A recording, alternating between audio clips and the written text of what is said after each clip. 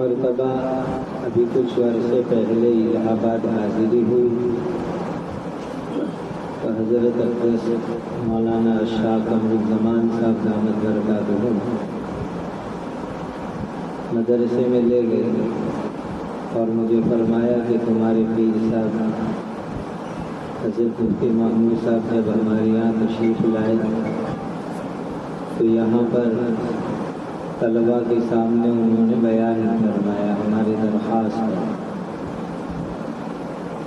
اس زمانے میں یہ ریکارڈنگ وغیرہ کا نظم نہیں تھا۔ حضرت نے اس بیان کی بہت سی باتیں مجھے سنائی۔ اس میں سنایا کہ حضرت مفتی محمود صاحب رحمۃ اللہ علیہ نے وقل رب زدنی علما اس پر بیان فرمایا، اور اس میں ایک بات یہ فرمائی اللہ سبحانہ و تعالیٰ نے قرآن مجید کے اندر زیادہ مانگنے کی چیز علم کو فرمایا کہ ہم اللہ تعالیٰ سے علم کو زیادہ مانگیں۔ رب زدنی علما، اے میرے رب میرے علم کو زیادہ فرما دیجیے۔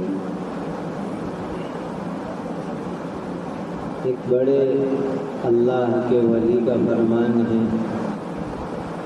جو شخص فجر اور مغرب کی نماز کے بعد 7 مرتبہ یہ دعا اللہ سے مانگنے کا اہتمام کرے، رب زدنی علما، رب زدنی علما، رب زدنی علما، تو اس دعا پر پہلا انعام یہ ملے گا کہ قوت حفظ بہت اچھا ہو جائے گا۔ اور ہم طلباء کو سب سے بڑی شکایت یہی ہوتی ہے کہ بات یاد نہیں رہتی، حافظہ کمزور ہے۔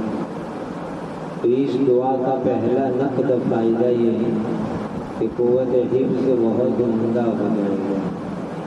اسی لیے رب زدنی علما والی دعا فجر اور مغرب کے بعد 7 مرتبہ مانگنے کا معمول بنا دیا۔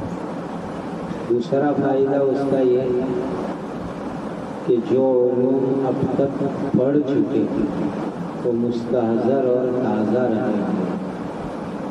ہم لوگ آگے بڑھتے جاتے ہیں تو پیچھے کی باتیں بھولتے جاتے ہیں، لیکن اس دعا کی برکت سے پہلے پڑھے ہوئے علوم بھی انشاءاللہ مستحضر رہیں گے۔ اور تیسری بات کہ جو علوم اب تک پڑھے نہیں ہیں ان علوم کو پڑھنے کی توفیق ہوگی، جن علوم کو اب تک نہیں پڑھا ان کو پڑھنے کی توفیق ہوگی۔ یہ 3 بہت بڑے فائدے ہیں اس دعا کو مانگنے کے اور پڑھنے کے۔ اسی لیے میں آپ سب حضرات سے درخواست کرتا ہوں کہ فجر کے بعد مغرب کے بعد 7 مرتبہ اس کو پڑھنے کا معمول بنائیں، رب زدنی علما، رب زدنی علما۔ ایک صاحب نے مجھے بتلایا کہ اس دعا کا ایک فائدہ یہ بھی ہے کہ پڑھنے میں تعلیم میں دل لگ جاتا ہے، اس لیے کہ یہ تینوں چیزیں حاصل کرنے کے لیے تعلیم میں دل لگنا بہت ضروری ہے۔ اور دل کب لگے گا تو کہا جب ہمارا علم کی طرف دھیان اور توجہ بڑھ جائے۔ تو انہوں نے مجھے بتلایا کہ زمانے طالب علمی کے اندر شیطان مجھے ورگلاتا تھا، پڑھنا چھوڑ دینے کا میں نے بارہا ارادہ کیا، لیکن جب سے اس دعا کا اہتمام کیا پھر وہ وساوس ختم ہو گئے، یہاں تک کہ میں نے استقامت سے دور حدیث شریف کی تکمیل کر دی۔ لہذا میں آپ سے بہت ادب سے درخواست کرتا ہوں، ہم جو باقاعدہ مولوی علماء کہلاتے ہیں اور جو ہمارے جیسے طلبہ عزیز ہے، سب سے درخواست ہے فجر اور مغرب کے بعد 7 مرتبہ پڑھ لیں، رب زدنی علما، اللہ تعالیٰ اس دعا کے برکات اور انوار سے آپ کو اور مجھے دنیا آخرت میں مالا مال کرنا۔ الحمدللہ رب العالمین، الحمدللہ رب العالمین، الحمدللہ رب العالمین۔